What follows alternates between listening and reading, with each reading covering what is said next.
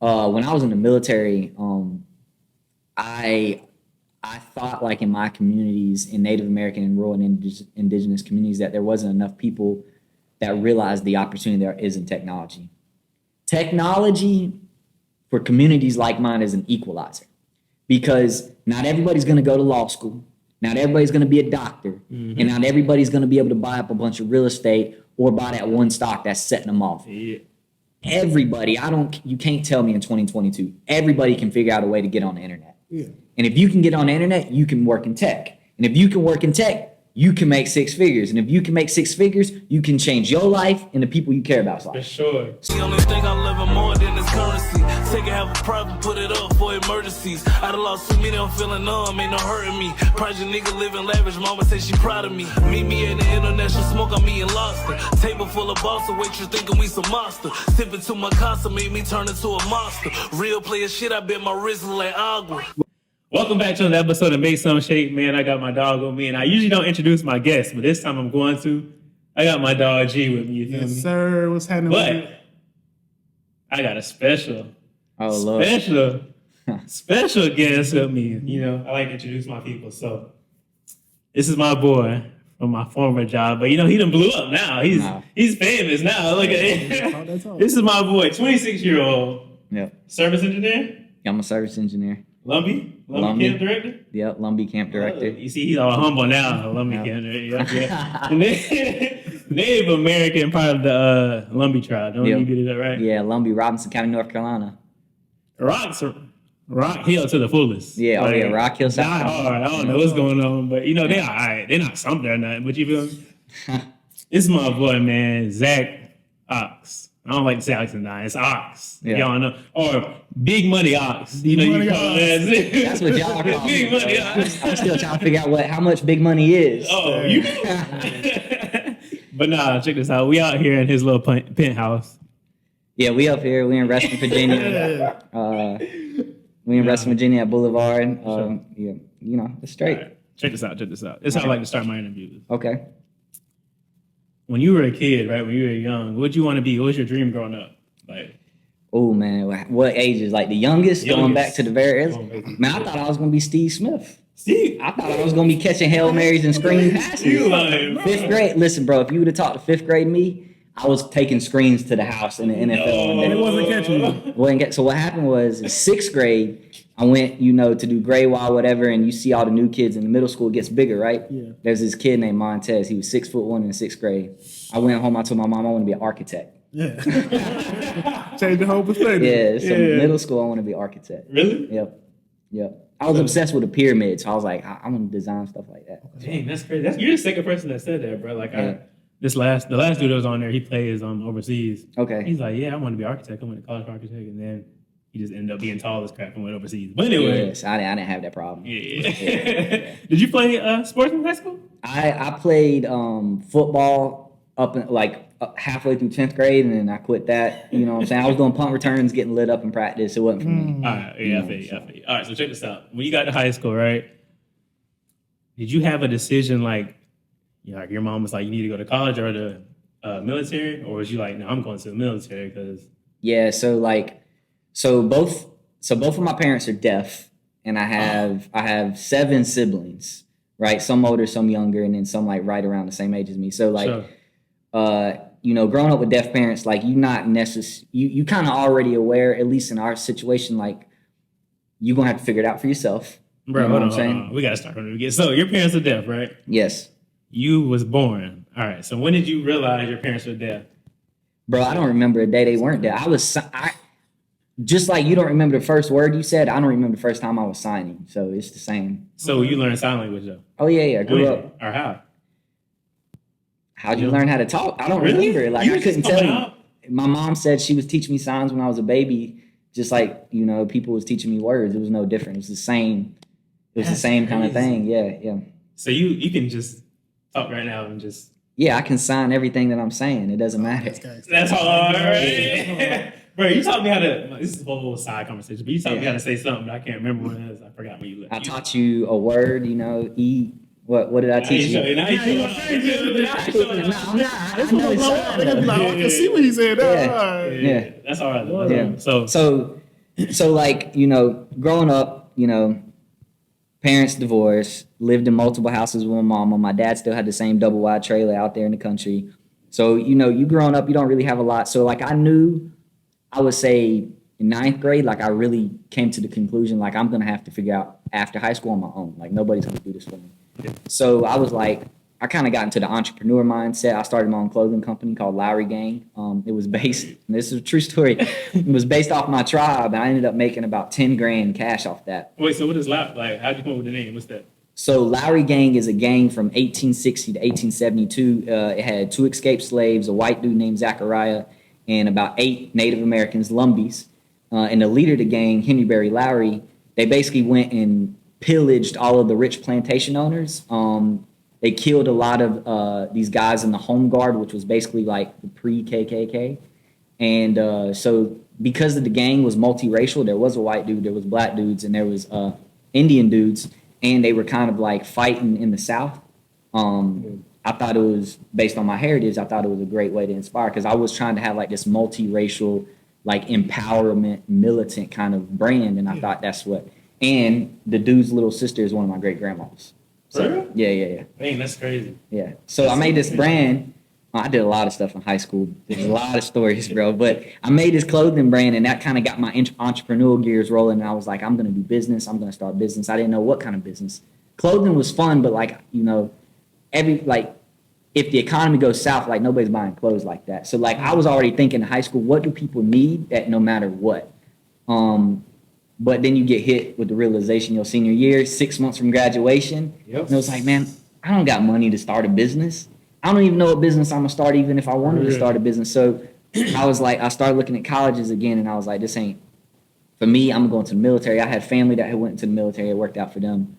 So I took the ASVAB. I got a pretty good score, and then I got my 10, I had a list of 10 that I had to make based on my ASVAB score of jobs I could get. And I went to my uncle and I said, what job should I do? And he made a list of all the 10 tech jobs. And I didn't really know. My uncle told me, he said, if you get one of these jobs in the Air Force, when you get out, you'll do good for yourself. So you already knew you were going to Air Force off rip. Oh, off rip. Okay. Yeah, because you hear growing up, like, that's where the smart people, that's where the... Yeah, sure. I wasn't trying to, like, be out there, like, I wasn't trying to do all that. So, don't get me wrong, I love the military. Yeah. Like, it did a lot of wonderful things for me, but I wasn't about the front line kind of Sure. stuff. So he made the list of jobs, and he said, if you get one of these 10 jobs, you'll be able to do well for yourself if you get out of the military. And I was like, okay, and most of them was tech. I ended up getting the 4th job on my list was cyber system operations. That's crazy. Because usually, bro, I hear stories like when you go into the military, they don't really give you the job that you asked for. Yeah, no, they didn't give me the job that I asked for. Not the number 1 job. What's the number 1 job? I'm embarrassed to say. Pharmacy technician. Pharmacy technician. Why? My sister-in-law at the time, my brother's wife, was a pharmacist. Yeah. And she was living well. Okay. And I was Makes like, sense. she's a pharmacist. Maybe this is a way I can eventually become a pharmacist. But I'm glad I didn't get that job. I'm glad I went to tech. So, That's crazy, bro. Yeah. So you went from wanting to be an architect to Yep. going into tech, right? Yeah. And so when you got into tech from the military, how long did you stay in the military? I was active duty 4.5 years. I'm still in the Air Force Reserves. As people just say, you still gotta go to. You'll see me next week. Maybe. Oh, that is right. You Yeah. gotta. Dang, that's why do people do that though? But this is the whole. Like, what's the benefits of? I'm like a diversify your assets kind of person. So like Okay. I do invest. I do own real estate. I do spend a lot of time studying, which upskills me. Big but- money ops. Y'all hear that? I work on my nonprofits. I do my networking. But the other thing I do is Air Force Reserves, because it is going to be a pension one day. Oh, it is? That pension is going to grow based on inflation, because the government, that's how they do their pensions. Sure. And it'll be free health insurance. And so I don't know what the future holds. So like if everything goes south, I'm going to have a pension and free health insurance. You feel me? But if everything goes great, then I have a pension and free health insurance. It's like, that's how I look at it. And, Okay. and the Air Force is a fraternity. So like it still gives me the ability to stay in that network and shape. Yeah. That's tough. Yeah. All right. So you're in the Air Force. What made you like? Usually people don't get out. They want to do their 20 years. Yeah. What made you want to get out? I thought I was doing 22. Yeah. They get you, man. They're like, Yeah. you 20, you'll retire, you'll get this check. You know Yeah. what I'm saying? You'll have 2 checks the rest of your life, and that is true. That's what they sell you on. That's too. what they sell That's you exactly on, what they man. sell you on. But now what happened was, so I'll walk it back a little bit. So I went to a cookout, and I was playing cornhole, and I was talking big boy trash. You know what I'm saying? I was talking big boy trash. Cornhole, do that. And against my supervisor in the military, and I had this dude beside me. And we get to the end of the game, and I'm winning and still talking trash. Like, we're up, and Yeah. you're trash, dude. Yeah. And this dude beside me was like, you would make a great fit at Microsoft. And I was like, ha, ha, ha, like, yeah, bro. Yeah. You know, I'm just 20 years old, 20, Yeah. 21. Like, I'm young. And I'm like, oh, yeah, that's funny, bro. And so we go ahead, we wrap up the game, we win. And later on in that evening, someone said, hey, I want to talk to you. This man talk to you. And I was like, oh, okay, no problem. I go talk to him. So at that time, he was like an executive at Microsoft. He works at Amazon now. And he was like, man, you'd be a great fit. You know, this is what you could do at Microsoft. I run a team. You know, maybe we can get you an interview eventually. So he put that jewel in my head. That's crazy. So fast forward, I'm thinking I'm going to go to ROTC and be an officer because I want to make more money, but stay in the military. Yeah. I get out. I do a semester at the University of South Carolina. That entire Wait, what made you get out though? Like you was like, because he said that. That's what. No. Just that jewel was in my head. Okay. But I got out because I wanted to be an officer. You have to go get a 4-year degree to be an officer. You can't do that while you're in the military, don't you? You can do college while you're in, but I was trying to fast track it. Okay. And so I went out and I went and enjoyed the ROTC program at the University of South Carolina, did a semester there. And man, I probably had like 6, 7 job offers in like 3 months. And like, you know, double what I was making in the military. So I'm like, including cash. Yep. And I'm like, I don't think I'm gonna go back in. I've been Yeah. out for a few months. I kind of like this vibe. Yeah. So I stayed out and I applied to Microsoft, did an interview, made it to the final interview for that dude's team. The first time? Huh? Yeah, first time. Dang. And didn't get the job. So I'll take the khaki job. Yeah. Go- See, you yeah. made me sound like Yeah, I'm a second But so that's a great place to work, man. It taught me everything I know. So it taught me everything I know. It's real true spill. Yeah, So sure. so I do that, and then you know that goes on to another thing. But Yeah. that's why I joined the military, really. That's crazy. Though, That's how I got because Him saying that made you just go like a whole different direction. It was crazy to me. Like I wonder what. Like I wish I could ask him what made him say that. Was it how you were talking? You were talking big trash. I wonder what it was like. Well, you know me, like Oh yeah. so. Yeah. You know, sometimes like I can get carried away, and sometimes I might be overconfident and Yeah. ambitious. And what he kind of explained to me that day, or in so many words, it wasn't like this was some long conversation. He was just like, you know, at Microsoft, you know, in companies like Microsoft, we believe we can teach anybody anything. But what we can't teach you is your attitude. What we can't teach you is that confidence. We can't teach you, you know, those intangibles that will, when stuff gets hard or stuff gets difficult or something seems like it's impossible, what's going to get you across that finish line? It's really not going to be your ability. It's going to be your mindset. Yeah. That's And right. and in a game of cornhole, he thought I had that in me. And Yeah. that jewel, but this is what's important. Everybody's going to come across someone in their life that might say one thing to them. And then it changes their whole trajectory. So never underestimate, you know, the power of a conversation or the power of a compliment you could do for, especially as men, bro. That's a Men, we fact. try to like clown on people a lot, but like as men, like if you see somebody with some potential, and you have the ability, even if you don't have the ability to help them get somewhere, but you have the ability to tell them like, hey, you got this, keep doing this, do that. Because I promise you, if he wouldn't have told me that, that one thing was like, maybe I can work at Microsoft. Bro. You know what I'm saying? So But I could see what he saw because even the first day when I got to khaki, I could see that like, you're like, what up, bro? What up, bro? Yeah. You come over there and sit with me and stuff. I'm like, oh man, it's too early. But dang, bro, you do got that like, I don't know what it is, bro. But you could talk your way through or to anybody. Like, yeah, I think that comes from being raised by deaf parents too. think I mean, so, bro? Yeah, because like you got to think about growing up with your mom and dad or either one, and you go to the restaurant. You're not ordering for your parents; they ordering for you. When you have deaf parents, you ordering for your parents. Think about when you go into the bank and they trying to get a car loan. Right. Sit down, be quiet. that's what's happening to y'all. Yeah. To me, my dad is like, okay, what is he saying? And then I'm talking to the banker, and then I'm talking to my dad. I'm 8. That's crazy. So when you're in a position where not just translating like a Yeah. language, when you're in a position where you're translating ideas and concepts that are well beyond your years at a young age, I think that's where my communication skills come from. that actually you might be on to something. That's crazy, bro. Because I didn't even think that far into it, bro. So okay, they can. I don't even know how it works. So they can hear what they're saying. They can't understand what. No, so my dad can't hear, my mom can't hear. Yeah, they can't hear, but Yeah. like they can't read. I don't know if they can. My read. mom can read lips a little bit, my dad not at all. Dang. Yeah. I wonder, like, can you get taught to read lips, or is it just like My mom got taught, yeah. really? Mm-hmm. Yeah. My dad's an old school deaf. So like old school deaf people, like they don't want nothing to do with like I'm deaf, I'm gonna be deaf. You gonna have to deal with that. Yeah. That's your problem, not my problem. My mom's like 15 years younger than my dad, so she came up through a different generation in the deaf Daddy a community. pimp. Yeah. Nah. So she came up through a different generation, and that generation was more or less like deaf people can be included in society. They can be taught these different things. Where my dad came up and it was like it's separate. So Yeah. Right, question. So, why didn't you? Because I know you got like we're gonna get into it, but I Yeah. know you got like the STEM for the one child. So why don't you do like deaf? I do. I've recently been named the newest board member of the deaf nonprofit, Deaf Spotlight. Oh, See, bro, yeah. that's crazy. I need to redo Yeah. my intro, bro. You do too. I need to redo my intro. you know? So Deaf Spotlight, let me plug them in. Deaf Spotlight is a nonprofit based out of Seattle, Washington, and they focus on creating inclusive opportunities for deaf artists.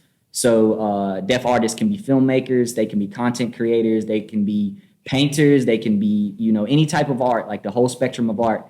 Deaf Spotlight wants to give them a platform, wants to give them the finances and the exposure. And so as a new board member on Deaf Spotlight, it's going to be a goal of mine to bring, since they're in Seattle, Washington, to bring more people on the East Coast in the deaf community exposure in their art. So I do That's some deaf stuff. crazy. Yeah. He's motivating me. I'm ready to go run through a wall. That's crazy, Yeah, bro. time is short. It's something I've always wanted to do, so I'm like, I'm gonna do it as much as I can right now, because it could be gone tomorrow, bro. Nah, for real. Dang. Yeah. Dang. Like, I forgot what I was about to say because you said, all right, check this out. Yeah. Like, from sign language into Microsoft Yeah. to, like, you did so many things. Does sign language, like, from the stuff that you learned, does it help you at Microsoft? Like, because, Well, I think communication. I mean, I'm saying, like, some people, like, deaf people work at Microsoft? That's what I was yeah, there's deaf people that work at Microsoft. So, Yeah, one of the dudes that I had spoken to on the Deaf Spotlight nonprofit, he works for Microsoft. that's crazy because, like, one of the most impressive dudes was the dude that, I don't know if he's deaf, but he dances, Yeah, which is I know. I think I know insane to what me, you're bro. talking I'm about. like, how do you not hear the music? You know what I'm saying? But you get it, right? Well, they can feel the Going crazy. vibrations. Yeah. Bro, listen, bro. We used to have this joke. My dad's a deaf guy, but you knew when he was in the driveway. Because my dad would have the volume on his music cranked so loud that it would shake the house. Yeah. And couldn't hear a word it's saying. That's But he could feel the bass. Right. And so he liked that. So he would pull up, bro. Whatever you was doing, you would stop what you're doing. You know what I'm saying? Dad's here. Right. You know what I'm That's saying? a whole different perspective on life, though. That's crazy. Yeah. That just blew my mind. Kind of. Yeah. But anyways, okay. So you're at Kathy, right? Yep. You're still applying for a Microsoft job. Oh, yeah. I probably applied for like 20. 20? Okay. Not just Microsoft, though. A lot of companies. Yeah. But we're talking about you. Yeah. I don't want to get on to anybody else right now. But Yeah. so check this out. You finally get that hit on the Microsoft job, right? Yeah. What made you, because I don't want to tell you, but you didn't have a degree. Yep. You had certifications, of course. The CAC Yeah. makes you get those. So what made you be like, was it still that little inkling in the back of your mind and be like, man, I can still get into Microsoft? This dude told me I could get it. He knew I didn't have a degree. yeah. Yeah. Nah, I had it was two things.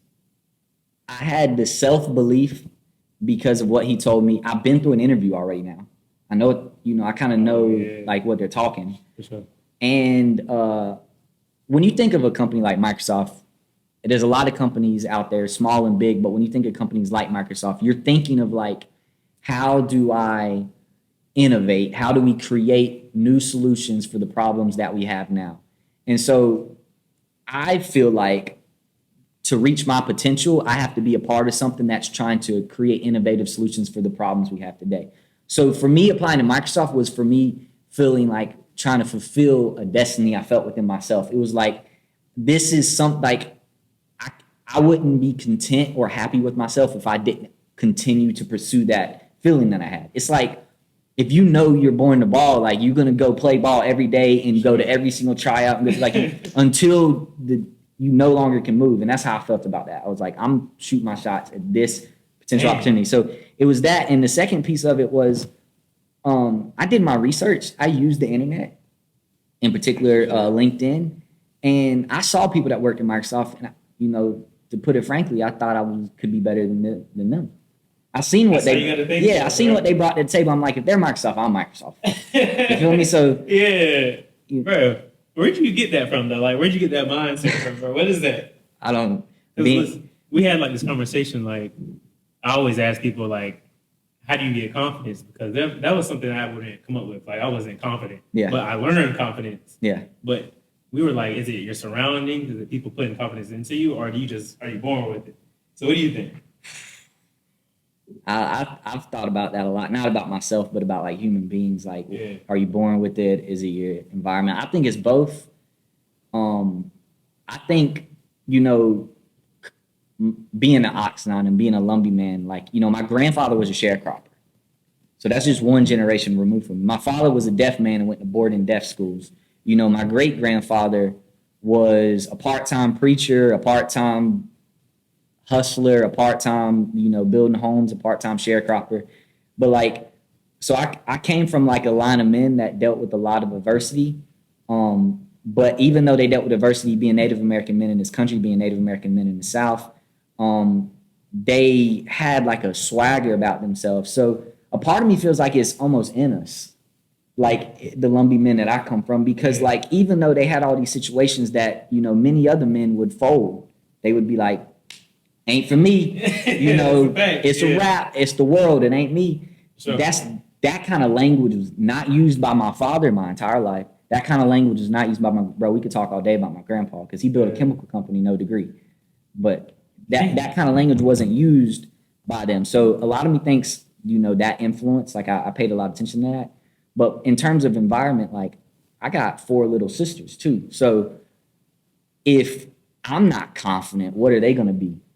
I always my little sisters. I've really thought about a lot about this as I've gotten older. My little sisters are a big reason why I'm confident and why I feel like I haven't done enough yet. Because I might have done enough for one man, but have I done enough for one man and 4 sisters? No, I haven't. So it's crazy. Like I feel like in a world where nothing can be predicted and things go up and down. Like I look at my sisters and I'm like, if I'm not a soldier, if I don't go out there and put my best foot forward, if I don't go out there and think I'm better than the next man, then I could lose. And if I lose, I lose, but also they lose. That's how I think about it. They might feel otherwise, but they can't take away if that's how I feel. You know what I mean? That's good. So okay. Because you said you had 4 sisters? That means I got 5 sisters. I got an older sister too. So 2 brothers? Yes, I got 2 brothers. Yeah. So are your brothers kind of the same way as far as confidence wise? Yeah, my brothers got it in them too. Really? Yeah. I don't want to put all. I'll put. Yeah. Don't worry. But yeah, he would be a good interview. So it's just kind of running it. So you're born with it. Runs in the family, so But it's environment too, because I said like I grew up with a lot of brothers and sisters. I grew up with deaf parents. Like there's a lot of unique circumstances. I grew up. My parents are divorced, so when your parents are divorced, like usually one of your parents or both of your parents are struggling. Like not both are able to usually, right? So my mom, like, we're living in rental homes and neighborhood. It's not the country no more. Right. Now I'm living in quote unquote the projects. So I'm experiencing like a dude came in our house when I was in 6th grade and just stole our Xbox 360. Just walked in, grabbed it, got out of there. But what was I gonna do? That sucks though. Yeah. But so environment definitely is like, nah, like I'm gonna go get him now. Because you have enough of those things happening, you like, I'm not doing that. You're not gonna get me. Yeah. So some people fold though, but all right. So let's get to this market stuff. Okay. Yeah. So we just went all lit. All right. So check this out. You get the interview, right? You already know how it goes. So I don't want to make this sound bad, but I remember you saying, "Well, you was like, nah, say it. It's fine." Yeah. Okay. Yeah. He was like, "I didn't really have the skill, but I know when I get there, I can make something happen." You know what I'm saying? Yeah. So you talked your way into the job, right? Yep. How is it? Can you tell people how it goes? You get the first interview. And then can you kind of explain how it goes? Like the Yeah. interviews process? So when you do like interviews at a company like Microsoft, you're gonna go through something like a multiple cycles. You're not gonna go like your mom and pop jobs. You might get an hour interview with the manager or something, and then that's it, right? Yep. Or 30 minutes, and then they call it quits. Like Microsoft has like a whole system. You're gonna go through 4 interviews, 5 interviews, and you're gonna do an hour block with different pieces of the puzzle. People that are going to be directly or indirectly impacted by your ability to perform. And one of those people might not ask you a technical question. They might talk about what soft skills do you have? What are you passionate about? What interests do you have? What moves you? How do you think? Like they're going to put you through like the rigor of what kind of human being you are to see if you're a cultural fit. Because Microsoft can get talent all day long. Can they get people that are talent and a cultural fit? That's kind of what they try to figure out in those interviews. And then you'll get somebody that'll come in there and they're going to ask you a bunch of questions they know you don't know the answer to. It's not about knowing the answer. It's not about knowing the answer. Yeah. It's you being able to handle that pressure and explaining how you're going to find the answer. That's a gem. All right. So you might not know the answer, but they kind of want to see your thought process on how you would get to knowing the answer. Right. That's and crazy. so I tell everybody this if you ever interview for a company at Microsoft, you're going to get questions where they know you don't know the answer and where they know you might not even fully know how to find the answer. What they want you to say is you are not I'm going to wait for this to pass. What they want you to say, man, is like sorry. Equally for basketball, good. Yeah. Yeah. It's online. Spit this out. Okay. What they want you to say is you don't have an ego bigger than yourself. So they want you to be able to ask for help. They want you to say like, okay, I'm in this scenario. I'm trying to troubleshoot this problem. I'm trying to find the answer to this or a solution here, or even the pathway to the solution. I know at a company like Microsoft, I'm surrounded by talent. I'm surrounded by people who have a lot of different experiences that may be able to find the answer. I'm willing to go ask them questions. I'm willing to, put my ego aside and go to someone and be like, hey, I don't know this. Can you help me? If you say something like that to those questions, like they're like, okay, this guy's a fit, 100%. So it's like, okay, they ask me a question like, how would I build a server or something, right? Right. I'm supposed to say I would go to a Microsoft technician or I don't know what you call people. Yeah, that's a softball question. But if they say, yes, how do you build a server? Yeah. And you don't know completely how to build all the parts of the server, like 1 or 2 of the parts, you would say, well, I would start by doing this and I'll start by doing that. But I know I struggle with this part or I don't have a lot of knowledge on this. But I know at a company like Microsoft has a lot of resources, has a lot of people that have experience. So I would identify the people that have that experience and the resources and the cycles of time to help me find the solution here. And I would ask them those direct questions and I would hope that they could help me through those solutions. And I would take really good notes. And then the next time I'd be able to help somebody out if they also had that same issue. Right. They want that. If your ego is bigger, yeah. If your ego, go, bro. That's crazy. Like, no, it's crazy because like, it's crazy seeing people kind of in their purpose, bro. It's like you're kind of meant for like it's. I don't know. It's weird, bro. But anyway, no, that's great. Okay, so one of them gonna be technical, and one of them is gonna be kind of about yourself, I guess. Yeah. Seeing where your mindset is. right. And then you said something like, "You never know who you're gonna get." Like it could be. Yeah, you could be talking to your boss's future boss's boss's boss. Like that's the other thing about Microsoft. Like you don't see this at other companies, and this is why Microsoft is so successful, man. Like nobody is bigger than the person beside them, next to them, in front of them, behind them. Microsoft, like you could have an executive come in there, jeans, tennis shoes, t-shirt, like, hey man, what's up? How you doing today? Yeah. Like, oh, coffee again. You know what I'm saying? And that person just interviewed you and you're like, oh, he's just, a manager or whatever. No, bro, he's not the man. That's the corporate vice president. Hey. Right? So like I like that, bro. It's kind of like there's no egos because like you could be the biggest person, but hey, he's asking you how to do it. Like, right, we're just people, bro. Yeah, that's crazy, bro. Yeah, we're just people. And we all have the same wants, needs, desires. Like there's really nothing different between me and them besides probably the amount of time they put into their craft. I think. No, that's a fact though. But yeah, I guess so, bro. You might be right. But it's just like when you say somebody's at Microsoft, you think like, man, they're like Steve Jobs, Bill Gates, like you know what I mean? But I guess the regular people just put a lot of time into the craft. Yeah. That's true. All right, so boom, you get past the interview, right? You get the interview. I mean, you get the job. Right. You move to Virginia. Yep. You got your first day. Mm-hmm. Your first day was it like a shock, like a culture shock? Like, oh my God, this is like, what's the building? I didn't even ask you, what's the building like? Is it like a big building? Or is Yeah. There's a couple of buildings downtown Reston. It's real nice. You know, it's like Microsoft. You get free drinks out the coolers. Really? Yeah. You got pool tables, ping pong tables. Right. Matter of fact, it's like a side note. We don't even got stuff no more. Like we can't even buy stuff. I guess people have been stealing it, but Really? anyways, yeah.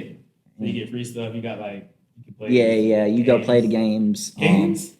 Yeah, I mean, I don't ever do it, but Yeah. like they're there. People do it. Like, a dude's playing foosball today. Dang. So yeah, it's got the whole big tech like setup. But like my first day, I remember I threw on a collar t-shirt, tucked it in, belt, slacks, nice shoes. They took me to a really nice steakhouse. Like not all the members on the team, but a lot of members on the team were there. We all ate, you know, did kind of like an informational. And I was like, damn, people are here in t-shirts and like people are just mad cool. It was like casual clothing. Yeah, and I'm like, maybe I overdressed. But I'm gonna be honest, man. I spent 2 straight years trying to get on Microsoft. Yeah. So my first day was like, yo, like, is it real? Yeah. You know what I'm saying? Like, I can't believe I'm here. So did you try to make an impression though? Like, okay, I'm here now. I got my foot in the door. I'm about to go. Nah, I was still scared. Like, what if I say the wrong thing? Like, what if they imposter syndrome? What if they find out I'm not even supposed to be here? Yeah. You know, I had that going on. So I was just like a reserved version of myself. A reserved version of myself is still probably extroverted compared to most people, but like for me, I was more or less like talking when people talk to me. You know, having like conversation, but you know, it was surreal, bro. That's crazy, bro. Yeah. So, dang. All right. So, can you kind of explain that? Because you did the whole explaining to me on how, I guess you're supposed to be more confident being in the job. You know what I'm saying? That's what they expect from you. Yeah. So you said when you first got there, you know, you weren't doing anything for a certain amount of time. So can you kind of explain that to people? Like, what would you do differently now that you know what you know when you first came in? What I would do differently? I would probably, day one at Microsoft, I would read all of the documentation that my particular team has applicable to the job that I'm trying to accomplish. And then I would make notes of all of the technical skills that are required to be able to do that job. And I would spend the first half a year studying every day. Dang. So you think that would set you apart from everybody else or ahead? 100%. Or just be ready? If I would have put 6 months in studying all of the requisite skills I needed to be able to do the things that I'm required to do in my job, I could probably be a year ahead of where I'm at right now, to be honest. But I was so surprised I was there, and I was so scared to even ask the right questions that instead I spent, you know, the first half of my first year just asking people if they needed help, and then when they needed help, just figuring out how I could help them. But at a company like Microsoft, man, I could have spent that entire time just learning. You know. So the better route would just be learning, not kind of asking to help like you did. Because I feel like a combination of both I think would be very important. But like nobody's gonna tell you what skills you need. You have to identify that on your own. And so I'm coming from a military mindset. The military is like, here's the book, this is what you need to learn, and then we're going to give you these 10 people to teach you. Yeah. At a company like Microsoft, it's like, okay, this is what we're building here. And it's like, you know, they do have training programs, they do have, you know, mentors and things of that nature, but you have to be more proactive about figuring out what it is you need to know, how much of that you need to know, and then bridging those gaps. And explain like you did to me. You said there's a mentor and there's a teacher. At Microsoft, there are more mentors than teachers. So. I would say there's a lot more mentors than teachers. Teachers, I'm sure, exist. But a teacher is someone who's going to say, okay, pupil, okay, student, okay, class, this is the subject. This is, the topics of the subject. And this is how you do X, Y, and Z. If you can't do X, Y, and Z because of this, then do this. Like, that's like the problem solving kind of teacher mindset. A mentor is like, hey, go do this. Let me know when you mess up.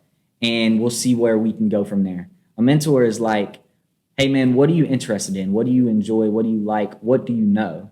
Okay, I heard you mentioned this. Well, we have some of this. Go do that. I heard you didn't mention this. We do a lot of this, so I'm going to suggest you go look at this. That's a mentor. A mentor, yeah, is a lot more pointing you in the right direction and helping you when you fail. Yeah. They don't help you if you're the type of person that's scared to fail, so you don't even try, you're going to be stuck at a company like Microsoft. They want to see you fall flat in your face, and now they're going to come pick you back up. But you'll remember next time. Which that's the best way to do it though, because Yeah. people can't be scared to fail, because failing kind of gets you. There's no such thing as failing. I'm glad this came back up because that's another thing tech companies want to see in interviews. Admit that you're not scared to fail. That might be something that sounds scary to say out loud in an interview, sure. but it again, they're not looking for people who think they're know-it-alls. They're not looking for people who think they're perfect and have never had adversity, because they know when you get it. They know when you get to Microsoft, you are going to fail. And so if you're already mentally prepared for it and already have the right mindset to be able to overcome that, then they know you're going to do well. Bro, now that I think about it, bro, that might be why, like, before I got actually into khaki, I applied for a job in Charleston khaki for like software engineer or something. Yeah. And they were asking me questions I didn't know. And they was like, okay, I know you don't know, but I never said, you know what I mean? I didn't say that, okay. So I kind of see why. Yeah. But anyway, I'm folded up like that. Like, they broke me down too. I was sad the whole day. Bro, I done been turned down for more jobs than I got years, bro. So it's all good. That's crazy. All right, so check this out, bro. You get the hang of the job. So now is it kind of, when you're, okay, could you explain to me there's like can you talk about that incentive and stuff? Not like what you got, but I'm saying how it goes as far as you do a good job, you do a bad job, you know what I mean? Yeah. Ask the question. If I can't say something, I just won't say it. So All it's right, fine. cool. Yeah. So at Microsoft, they got kind of a incentive program type for you to do your job better. So can you kind of explain on how that goes? Like, Yeah, and all tech companies are like this, all big tech companies. Oh, no, Yeah. it's not really. Well, when I think tech, I'm thinking, Microsoft, Google, Facebook, Amazon, Apple, Oracle, stuff like that. So like, okay, you have a base salary. Mm-hmm. A base salary is the exchange of your time. You're giving them your time and your skill set and your knowledge. And in exchange, they're giving you monetary value. That's kind of the exchange. The incentive for outperforming your salary is going to be stocks, bonuses in cash, and raises. And so at a company like Microsoft or any tech company, if you outperform your original agreement, then you're going to get an excess amount of stocks, cash bonuses, and a larger than average merit raise. If you perform on par with what you're expected to do, you're still going to get a cash bonus, stocks, and a merit raise, because they expect over time, even if you're doing your met expectations, that your experience means you're better at it. Yeah. So you're still getting compensated for the experience that you're sense. providing.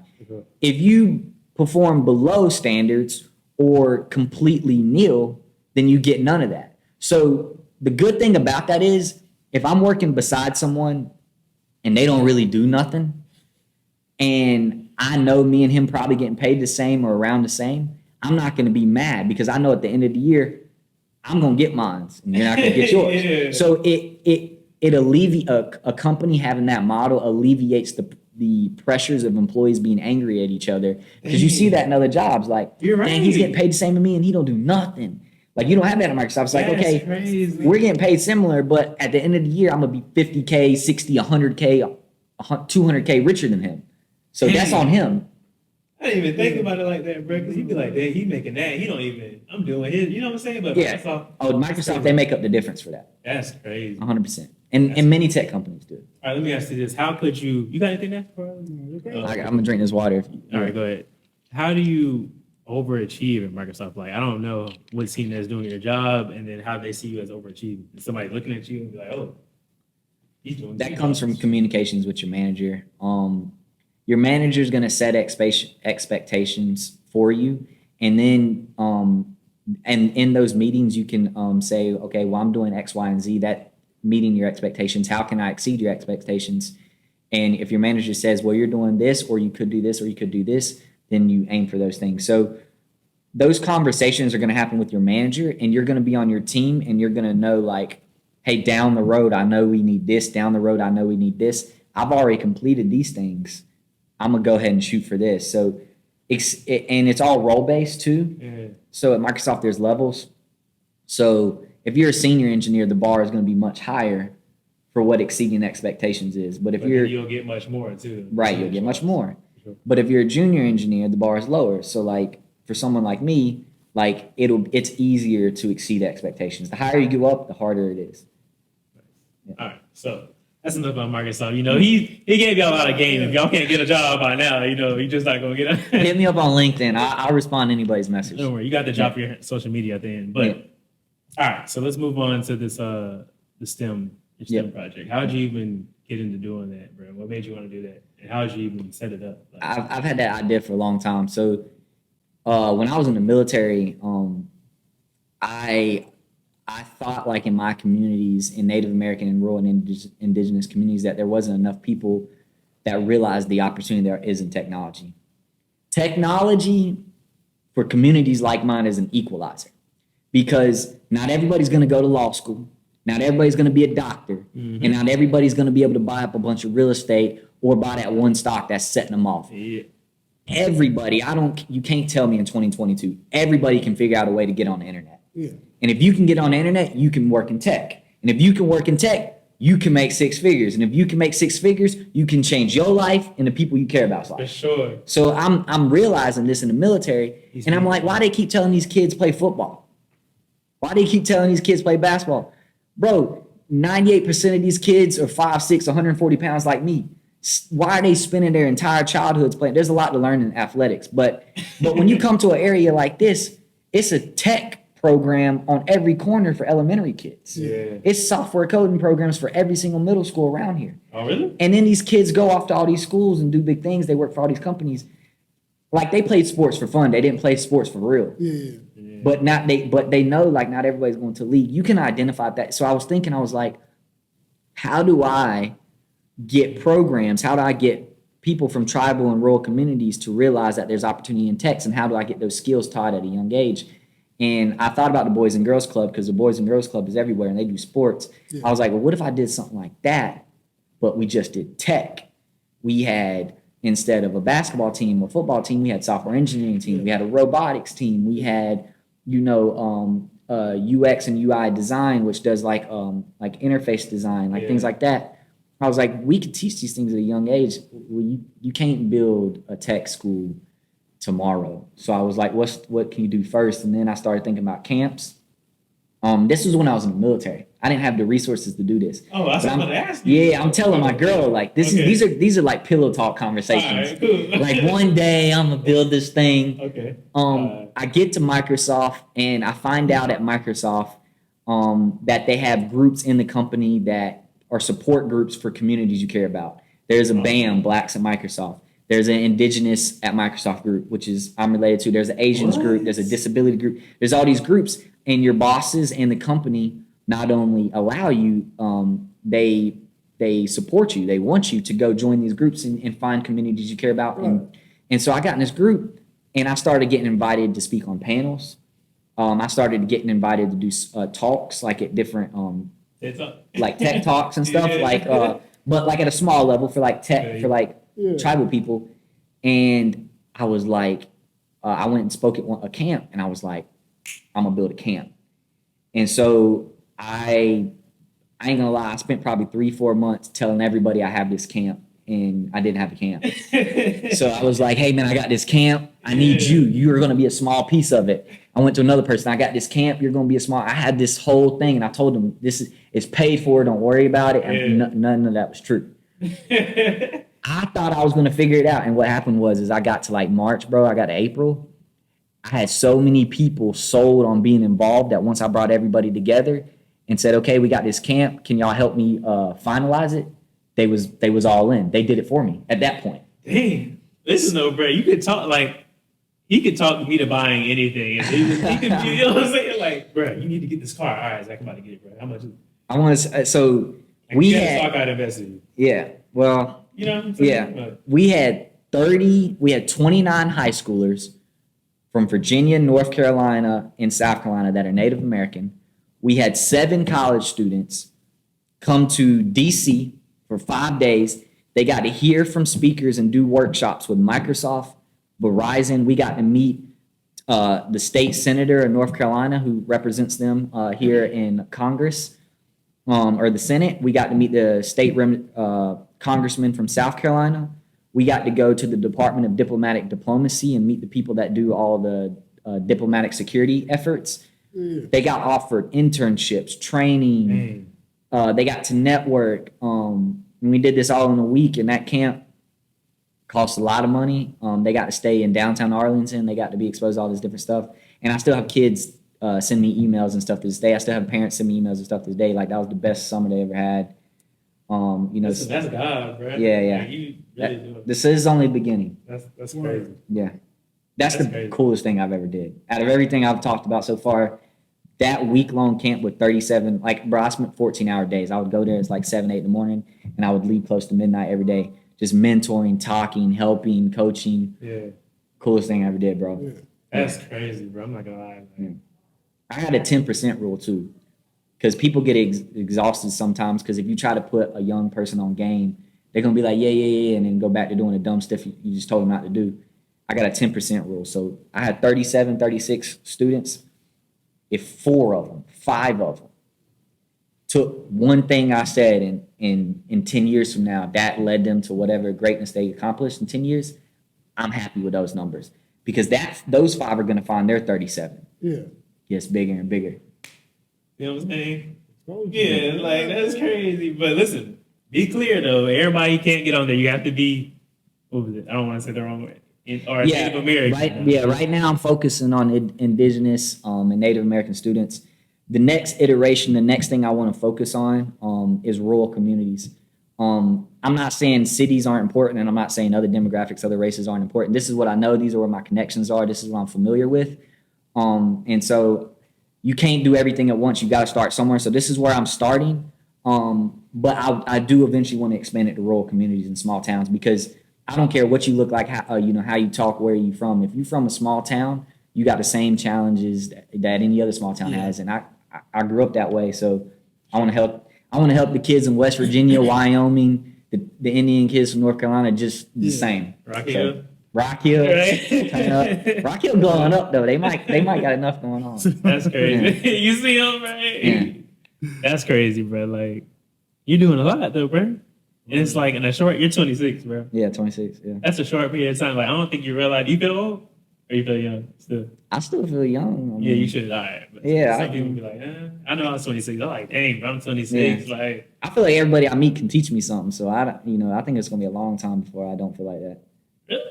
Yeah, bro. Every day, man, somebody's teaching me something. I'm like, I didn't know that, or no, I haven't seen that, or That's hard. And the that makes crazy you feel part, young. and he was juggling going to Microsoft or not, bro. Is the craziest part about it. Like Yeah, I was. he was, he was like, should I go to Microsoft? I'm Yeah, like, bro, Zach, you tripping. But anyways, yeah.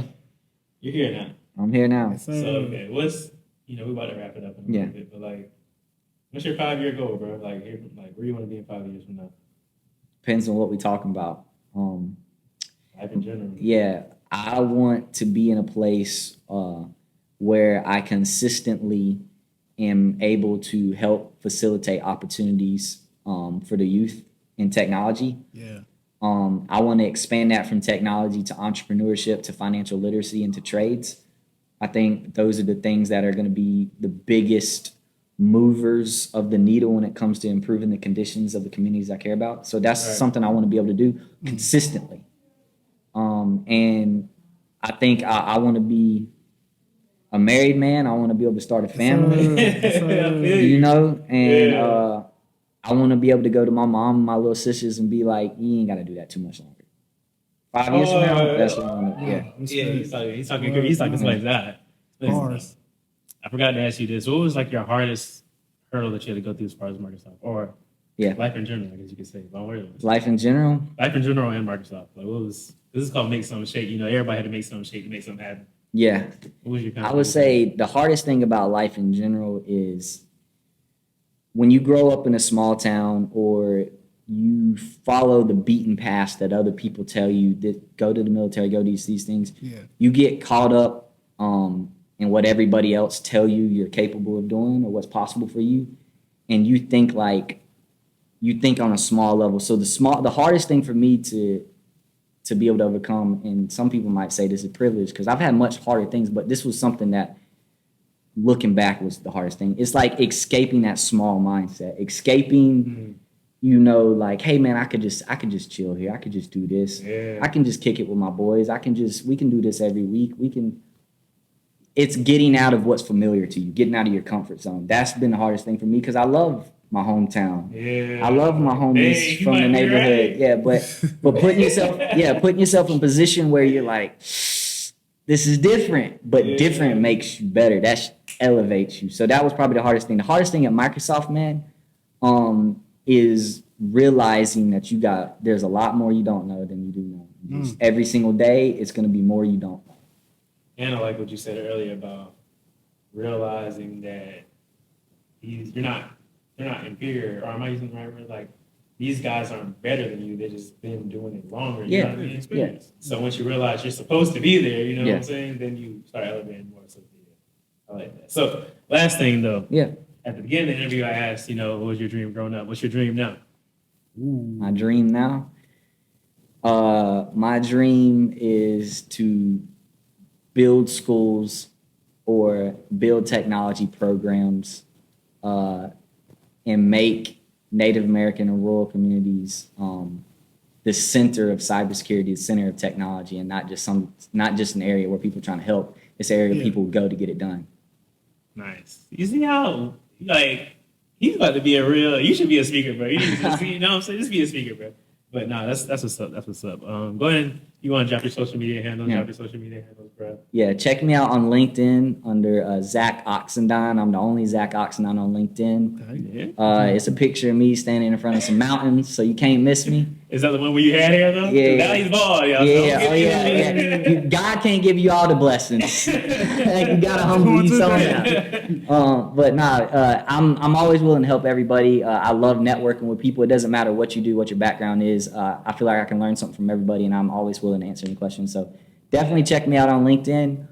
And that's really all I got to plug right now. All right. So, Well, you think one last question, Yeah. bro. You think Microsoft is more about like who you know or what you know? You know what I mean? Is it? I don't think you should focus on who you know or what you know. I think when you're talking about Microsoft, I think you should focus on what you're good at and who you are. Because if you if you make all of your focuses external, you're going to be missing a lot of the pieces of the puzzle to begin with. That's all. You're already thinking incorrectly. Networking is a skill.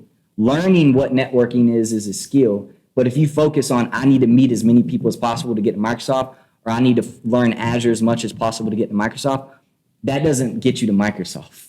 I'm asking because you didn't necessarily say, "Oh, I know this job, let me apply." You just applied to it because you was like, "I want to be at Microsoft." Yeah. But it wasn't like a skill you already had. You know what I'm saying? You just know you can learn it. Yeah, but that's because I felt like I had it in me. Like I wanted to be a part of something bigger than myself that's about innovation. I feel you. It wasn't one skill. It wasn't one person that I knew. It was like, I'm going to use all the skills I have. All right, so, bro, you're amazing, bro. Keep doing what you're doing. Thank you, bro. I hope you many more blessings in life, bro. Like, you're that guy. Yeah, you too. I know you don't need the confidence, but you're the guy. You too, brother. You too. I appreciate it. I appreciate it. Make something shake. I love it. Yeah.